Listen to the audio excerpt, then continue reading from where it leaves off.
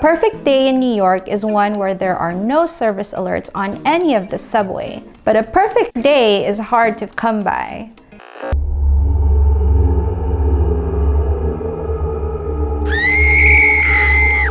So today, we are going to talk about these service notices on the subway. Because as we all know, life is not perfect and it's all about dealing with the things of this world the best we can. Hello and welcome to Urban Caffeine. My name is Thea and you're watching a channel that talks about urban culture, transit, and history. If you like New Yorking, hit that like button. Living in New York means living with subway service changes all the time. And subway service changes are so disruptive to the everyday life here in the city, to the point where sometimes a 30-minute commute can end up being an hour long, just because of the rerouting and the obstacle course you have to go through to get to where you're going. Service changes usually happen on the weekends and weeknights, but sometimes you'll find disruptions on the weekdays during business hours.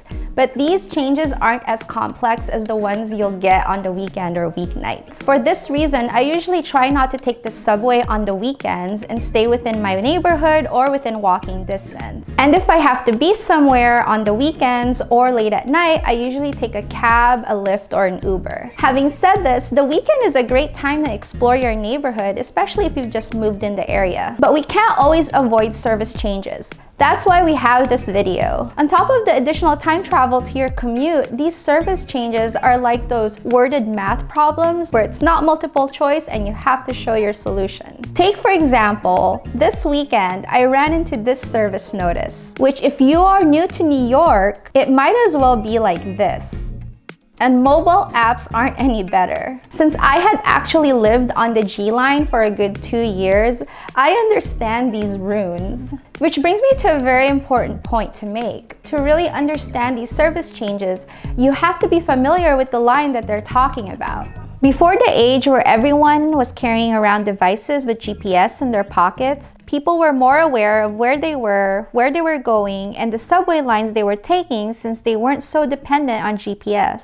I remember living in a city back in 2000, and it was even a larger city than New York. And I did well without GPS or a phone or a map. Somehow I got around just fine. I don't know how and I don't remember how, but I just know that I got around. And come to think of it, I don't think I got lost that often. It's funny how that works. We humans are highly capable in adapting. And if our ancestors from the 90s were able to navigate New York City without the aid of a GPS, we should be able to understand these subway alerts. First thing to note regarding service notices is that they aren't always highly visible. So look at this area in the subway for reference. You'd think they'd make the service changes more visible, but sometimes they're just small pieces of paper on the wall. So pay attention to these pieces of paper on the wall because they could be important notices for upcoming service changes. The affected trains are big and bold. If these train lines are related to you whatsoever, then you better read this notice. Second most important thing, check the date and time. The MTA puts up these notices before service changes take effect, but sometimes they stay up long after the service change is no longer in effect. Now let's get to the meat and potatoes. I know the sheer amount of content on this single sheet of paper looks scary, but if you look closely, the message is really only a third of the page. This portion is in Spanish and this is in Polish.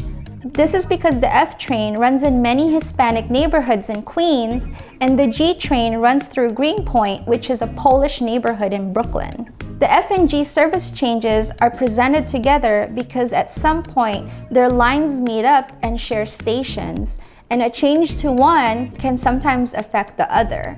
The F train announcement is pretty straightforward.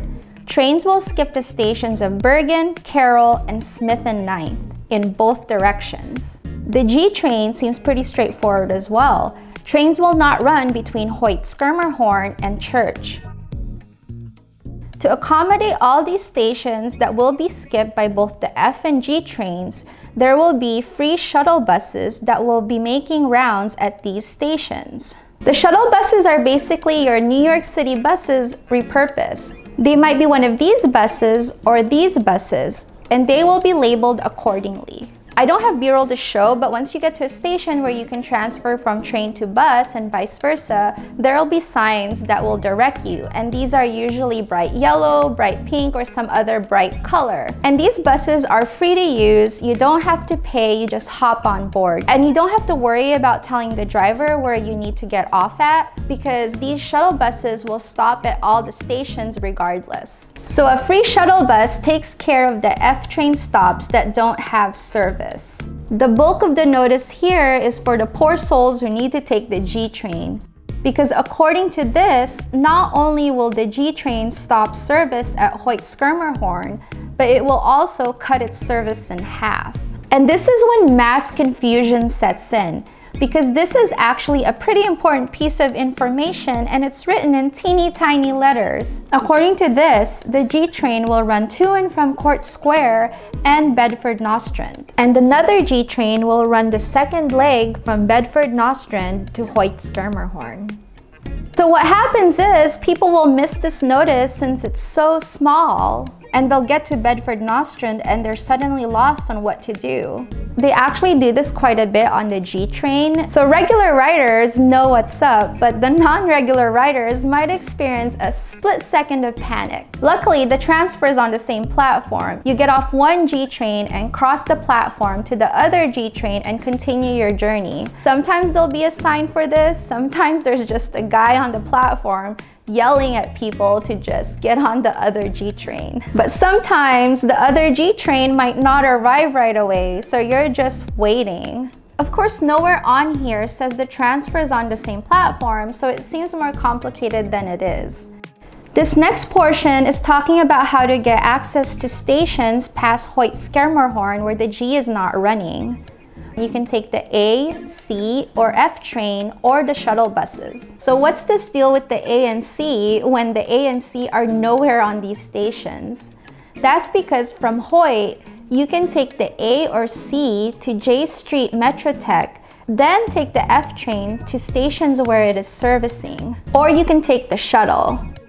This last line is talking about what you can transfer to according to station. At Bedford-Nostrand, there's the transfer between the two Gs. At Hoyt-Schermerhorn, you can transfer between the A, C, and G trains and the shuttle bus. At J Street Metrotech, you can transfer between the A, C, and F trains and the shuttle bus. And finally, at 4th and 9th, you can transfer between the F and the shuttle bus. I wish these service notices were presented in a clear, concise, easy to digest manner, like through an infographic, but instead we have something like this. And the cruel thing is, service changes happen all the time. And so you have to learn how to weed through documents like this. I know this kind of sign puts a lot of work on us, the passengers, but it is important to learn how to understand them. In a perfect world, it shouldn't be like this. But this is our reality when you live in New York City, and it's up to us to pay attention and digest this information. So what does help a lot is to really get to know the lines that you often take. Know where the stations are, what stations are on your line, so that it's easy to know if your commute is going to get affected by any of the service notices. Especially if you just moved into the neighborhood. I think that's one of the top tips when you first move in, is to know your subway line. Anyway, comment down below on your opinion on New York subway service changes. I would love to hear what they are. With that said, thank you so much for watching. Don't forget to hit the like and subscribe button if you haven't already. Stay tuned for future videos on transportation in New York City, because we've got a lot coming. With that said, thank you again for watching and happy New Yorking.